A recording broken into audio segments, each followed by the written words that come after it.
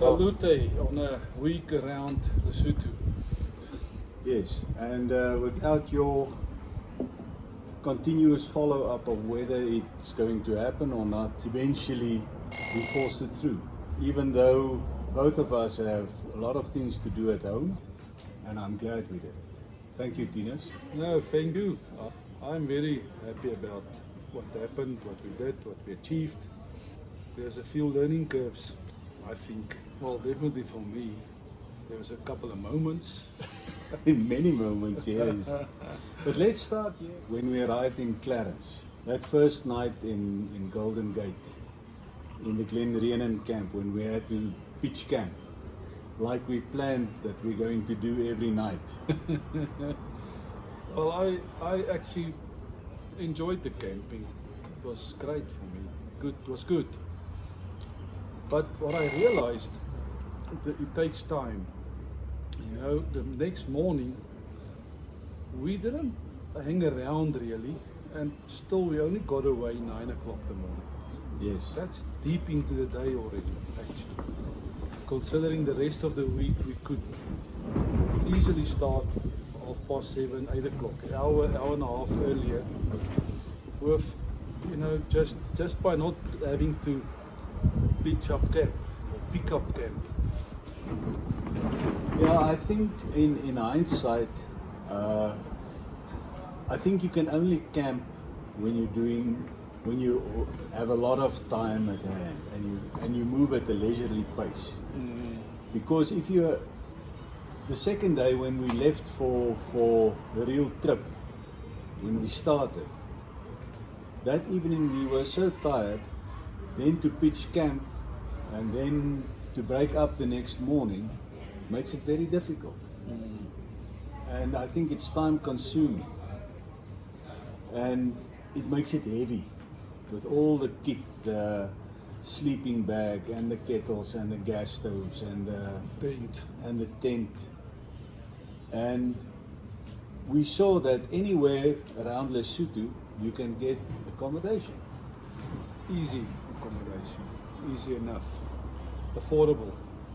Yeah, really affordable. Around 200 Rand mark. We slept at Hobhouse for just over 200 Rand per head.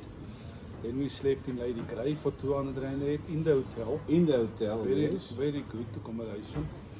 Then we slept in Rhodes. Okay, that was 350 for the night accommodation only. But it was very good accommodation, yeah, considering. And then last night in Underberg, also 200 Rand. yeah. It's like a backpackers, a backbikers. And then tonight it's also 350 back in Bethlehem. So yeah. So as far as accommodation is concerned, I think you can get away with cheap accommodation because camping is not cheap. We paid It was 320, 310 or 315 yeah, for 2 people for campsite. for a campsite. Then you still have to pitch. Yeah. So for 200 Rand, you get a bed, you get a nice shower, you get a bit of rest for your body. You get a lot more for that 50 or 60 Rand that you pay more. Yeah, You get double more, yeah. more than actually. So that's the accommodation. So I would suggest the way to go is go as light as possible in terms of kit, no camping gear and whatever, and sleep wherever you get because you will get a place to sleep. I think Factor it in, budget it in. It's maybe double camping, the price that you're going to pay for camping, but the spin-off is you rest better, it's more comfortable, you ride better. you ride better. That's a big thing. Yeah, to ride better, because when you're when you're doing difficult riding, the lighter you are, the better it gets. Yeah. So let's discuss the planning and the outcome. You know, when you start any adventure or any event, you have set yourself a set of guidelines that you work along, and but when the action starts, this thing gets a life of its own. So we planned to do at least 3 more passes. We wanted to do the Carlisle, we wanted to do the Lindian's Neck, and we wanted to do the Vulture Gorge.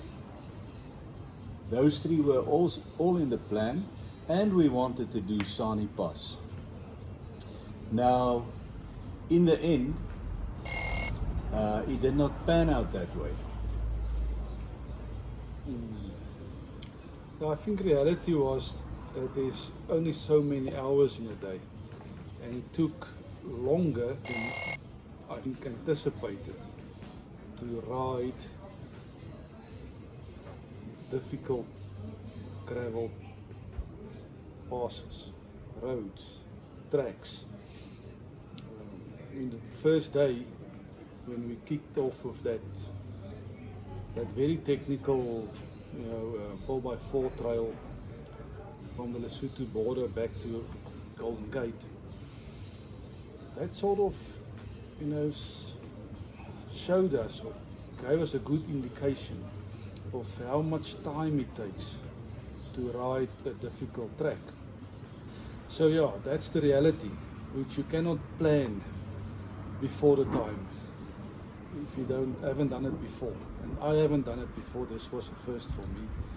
So there was no way for me knowing how much time you need to ride the distances and the passes that we planned.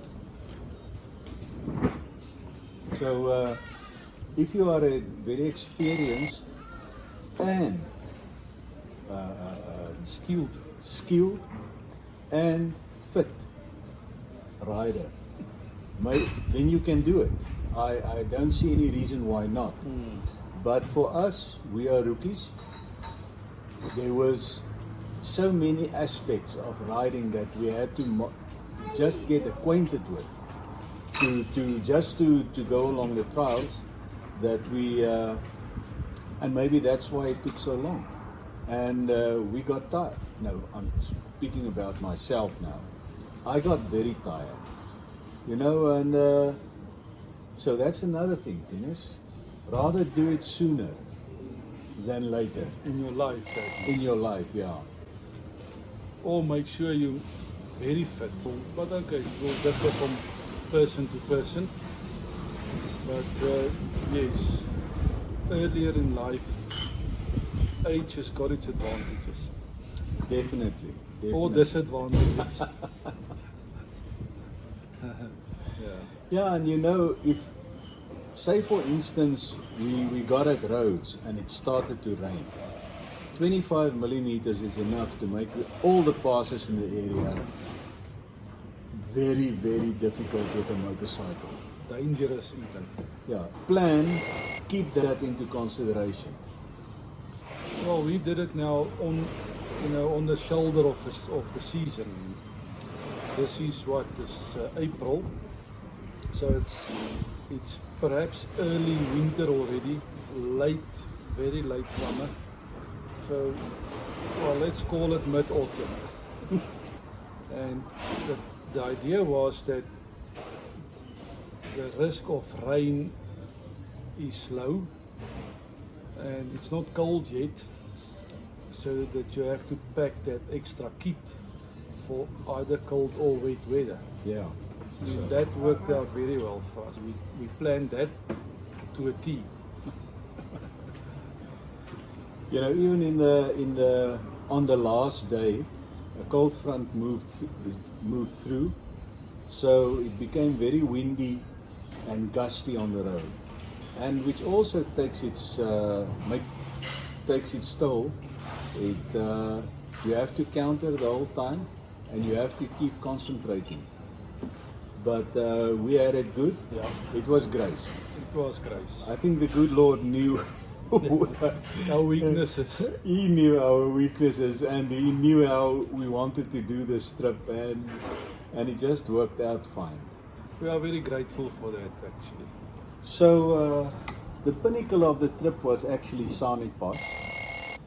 I think that's the one we want, that every collector of passes would like in his collection. And we did not do that. We could not do it for various reasons, good reasons. Number one, the weather. There's no use going up there and it's clouded in mist. You wouldn't have seen anything from the top. In Sani is difficult enough on a good day. So try attempting it on a bad day. The wind was gusting and you had that very low clouds. In fact, I've got a picture. It's dark clouds, so rain was perhaps imminent. Yeah. So that's the one thing. The other one was the fact that the border, they still expected you to do a COVID test, although there was mixed Information. on that. Some people said you need to do a COVID test. Other people said it's not necessary, so it wasn't sure. So that's the second thing. The third thing is time.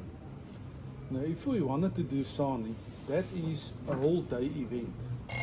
You can't do Sani and then still ride 400 kilometers to your next destination, which we did not factor in the beginning. And we did not know how long it will take. And we thought, yeah, do Sani quickly in the morning, 2 or 3 hours up and down, and then carry on with your life. But it's not like that in reality. So I think for those reasons, good reasons, we did not attempt it this time.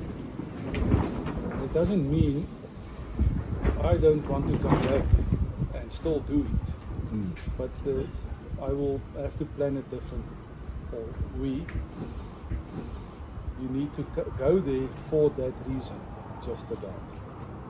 Not in the process of circumnavigating Lesotho, think you can just slot it into your day. It's not going to happen like that. Yeah, and on that first day when we took a wrong turn and we had to fight narrow tracks with a lot of rocks between the trees, sand patches, and very, for me it was very steep gradients. I was so tired after that stint and that was about a half an hour, 3/4 of an hour that we were busy from the bottom. Looking for the road. Yeah. And Sani, the part that really matters, that you go to the top, is it's a long stretch and you have to be very fit. And I was just out of it. I had to take about 15 minutes just to recover after that first day. And even after Ubash Pass, it was a bit technical, but I worked hard on the way up. So one have to consider that when you want to do it and plan for it properly. How did you do your budget for this trip? I took $5,000, set it aside in a separate account, and that was my budget for the week. And I sort of hoped it will be enough. What I've got left now, after we paid for this accommodation, I've got left of that about 550 Rand. That's what I've got left of my $5,000, but we still have to pay Don and Don. That's about 220 to 40. And I still need to get home. Yeah. And I still need to eat tonight and tomorrow morning. So I might overshoot a bit. I was planning camping and not paying for accommodation that much, but in the end, my wife told me to plan 5,000 Rand, and she was right. I should have listened to her from the start. She said you're going to be tired, and then you want a shower, and you want a good bed, so plan for it. Right. So plan for it.